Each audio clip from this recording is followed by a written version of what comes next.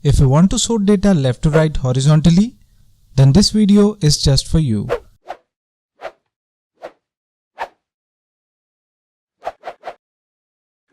Welcome to the 1 minute Excel tip video series where we can learn some very useful tips and tricks in just a minute. So to sort data left to right horizontally in MS Excel, just select your range to sort. Then go to Data tab and click on Sort.